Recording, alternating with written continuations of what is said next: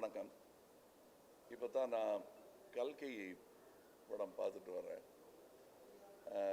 என்னை பொறுத்தவரையிலும் நான் அதில் ஒரு சின்ன சில மணித்துளிகள் நிமிஷங்கள் தான் நான் இந்த படத்தில் வரேன். எனக்கு இனி வேலை தொடங்கிறது பார்ட் 2ல் தான். அதனால் நான் கிட்டத்தட்ட ரசிகர்கள் பார்க்குற மாதிரி தான் நானும் இதை பார்த்தேன், வியந்து பார்க்குறேன். உலக என்டர்டெயின்மெண்ட் அதை நோக்கி இந்திய சினிமா நகர்ந்து கொண்டிருக்கிறது என்பதற்கான பல அடையாளங்கள் சமீப காலங்களாக வந்து கொண்டிருக்கின்றன.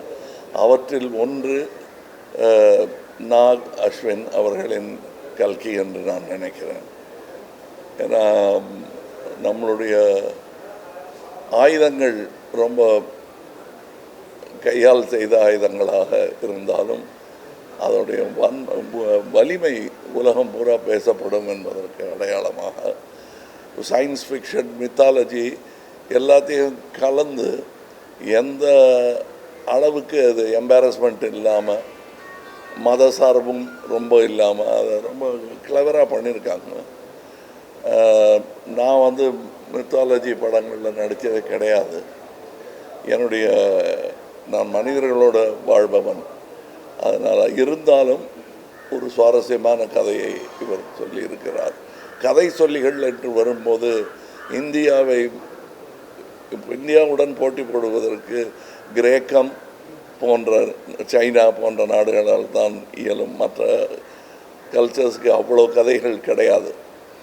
அந்த கதைகளிலிருந்து செலக்ட் பண்ணி செதுக்கி எடுத்து ஒரு ஜனரஞ்சகமான படத்தை உருவாக்கி இருக்கிறார். ரொம்ப பொறுமையுடன் எல்லாரையும் பொறுமையுடன் அழைத்து வரவழைத்து அவங்கள இதில் பங்கெடுத்துக்க வச்சுருக்காங்க. அமித்ஜி எல்லாம் எந்த பட்டியலில் சேர்க்கறது, இளம் நடிகர்கள் பட்டியலையா இல்லை பழம் நடிகர்கள் பட்டியலில் சேர்க்கறதாங்கிறதுல குழப்பம் வர்ற அளவுக்கு அவ்வளோ பிரமாதமாக பண்ணியிருக்காரு. இதில் வரக்கூடிய இது ரெகுலர் ஒரு ஆந்திராவில் இருந்தோ அல்லது வடநாட்டில் இருந்தோ ஒரு படம் வரும்போது ஒரு டியூட் எத்தனை இருக்குது, ஃபைட் எத்தனை இருக்குதுன்னு, இதில் டியூட் எத்தனை இருக்குதுன்னு கேட்டால் இல்லைன்னு கூட தைரியமாக சொல்லலாம். ஆனால் ஃபைட்ஸ் எக்கச்சக்கமாக இருக்குது. இது குழந்தைகளை எண்ணி எடுக்கப்பட்ட படம் மாதிரி தான் எனக்கு தெரியுது. நீங்கள் என்ன தாடியில் கொஞ்சம் வெள்ளை தெரியுது, நீங்கள் குழந்தைகள் படத்தை ரசிக்கிறீங்கன்னா எல்லாருக்குள்ளேயும் குழந்தை இருக்கிறது என்பதை நினைவுபடுத்தும் ஒரு படம். இது ரெகுலராக வர்ற பாட்டுகள் அந்த மாதிரியெல்லாம் பண்ணாமல் வித்தியாசமாக ஆனால் ஜனரஞ்சகமாக செய்திருக்கும் ஒரு முயற்சி. இந்த முயற்சியில் என்னாலும் கைகோர்க்க முடிந்தது என்பதில் மகிழ்ச்சி. இனியும் இந்த கூட்டு முயற்சி தொடரும் என்பது தான் எனக்கு மனதில் சந்தோஷமாக இருக்கிறது. அடுத்து இன்றைக்கி இங்கேருந்து நேர சிங்கப்பூரிலிருந்து தொடங்குகிறோம். இந்தியன் 2 இங்கேருந்து ஆரம்பித்தோம், சென்னையிலேருந்து ஆரம்பித்தோம், பம்பாய் போனோம். இப்பொழுது அடுத்த பயணம் அதற்கு தொடங்குகிறேன். ரொம்ப சந்தோஷமாக இருக்குது. இதை பற்றிய செய்திகள் எல்லாம் உலகெங்கிலும் இருந்து வந்து கொண்டிருக்கிறது. நல்ல செய்தியாக இருக்கிறது. இது இந்திய திரைப்பட தொழில் அதற்கே வலு சேர்க்கும் என்று நான் நம்புகிறேன், ஆசைப்படுகிறேன்.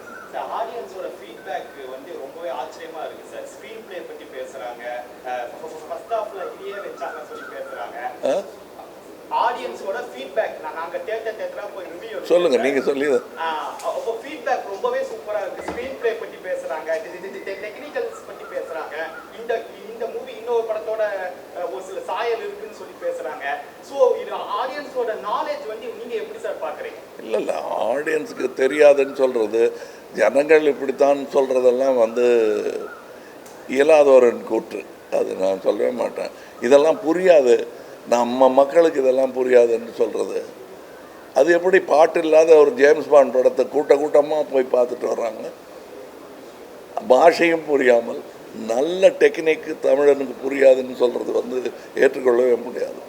மொழியே இல்லைனாலும் தமிழர்கள் நல்லா இருந்ததுன்னா பார்ப்பாங்க. நான் சின்ன பையனாக இருந்தபோது செம்மீன் ஒரு படம் மொழி மாற்றம் கூட செய்யப்படல, சப்டைட்டில் கிடையாது. நான்லாம் 2 வாட்டி பார்த்தேன். எதுக்காக பார்த்தேன்னு இப்போ கேட்டால் எனக்கு சொல்ல தெரியாது. ஆனால் எல்லாரும் போய் பார்த்தாங்க. சென்னையில் 100 நாள் ஓடிச்சுன்னு நினைக்கிறேன், அது ஞாபகம் இல்லை. அதே மாதிரி தான் நீங்கள் மரோ சரித்திரா என்ற படத்தை எந்த டப்பிங்கும் இல்லாமல் தெலுங்கு படமாகவே அது இங்கே ஓடி இருக்கிறது. நம்ம தான் கலைக்கு மொழியை திணிக்கிறோம். அதுக்குள்ள சினிமா என்பது தனி மொழி, அதற்கான உதாரணம் இதில் தெரிகிறது. அந்த மொழி தன்னுடைய பலத்தை இன்னும் அதிகரித்து கொண்டே இருக்கிறது. வழக்கமாக இருக்கக்கூடிய பண்டிதர்கள் சொல்லும் சினிமாவிலிருந்து மாறுபட்ட சினிமா அது. ஒரு பக்தி சினிமா இப்போ எடுத்தால் இப்படி இருக்குமான்னு சொல்ல முடியாது. ஆனால் அதுவும் இல்லாமல் இதுவும் இல்லாமல் சயின்ஸ் ஃபிக்ஷனையும் இதையும் சேர்த்து செய்த கலவை நல்ல யுக்தி என்று நான் நினைக்கிறேன். ஏன்னா தேவையில்லாத கேள்விகளை இதில் கேட்கவே முடியாது. ஏன்னா அந்த கேள்வி கேட்பதற்கு நேரமே இல்லாமல் இது புனைகதை தான் என்று தைரியமாக சொல்லி ஆரம்பிக்கும் போது கேள்வியை கேட்க முடியாது.